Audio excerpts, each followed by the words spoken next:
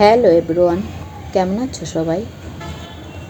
আজ কিন্তু চলে গেলাম নরসিংদী পাঁচদোনা ডিমহলি পার্কে। মেন গলিতে ঢুকে বাদাম কিনে নিলাম মজা করে খাবো বলে।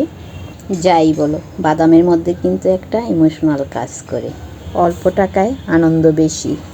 আবার একটু আগাতেই দেখলাম কাসুন্দি আম বিক্রি করছে। লোভ সামলাতেই পারলাম না, আম ভর্তাটাও কিনে নিলাম খাবো বলে।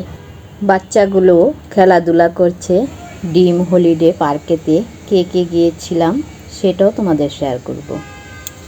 ননাসের জামাই, আমার ছেলে মেয়ে, হাজব্যান্ড, ভাগ্নি, ভাগিনা বউ, দুই দাদুভাই, ভাগ্নির শাশুড়ি, আমার বিয়াইনও গিয়েছিল। যেতে যেতে দুপুর হয়ে গিয়েছিল, সেই জন্য আর দেরি করলাম না। ওয়াটার পার্কে টিকিট কেনার জন্য সোজা কাউন্টারে চলে গেলাম। ওয়াটার পার্কের পার পিস টিকিট ছিল 450 টাকা করে। এখন ওয়াটার পার্কে ওদের ঢুকিয়ে দিয়ে আমরা একটু ঘোরাঘুরি করলাম। আমরা বড়রা কিন্তু ওয়াটার পার্কের জন্য আর টিকিট কাটলাম না। পার্কটা ঘুরিয়ে দেখার জন্য একটা পার্ক থেকে অটো রিক্সা ঠিক করে নিলাম। ঘুরিয়ে ঘুরিয়ে পুরো পার্কটা আমাদের দেখালো। ওরাও কিন্তু স্নান টান করে চলে আসলো। এই সময়টার মধ্যে আমিও একটু ভিডিও করে নিলাম। আমরা সবাই পার্কে আসবো বলে আমার ননাস কিন্তু সকাল সকাল ঘুম থেকে উঠে আমাদের সবার জন্য বিরিয়ানি, ডিম ভুনা, কোক, প্লেট, গ্লাস সবই নিয়েছিল ওয়ান টাইমের।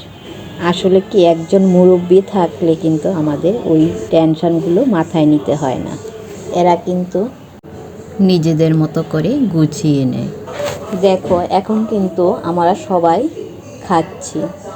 একটা পিকনিক করারও আনন্দ উপভোগ করলাম। সবাই আনন্দ করে খেলাম, সবাই খাচ্ছে।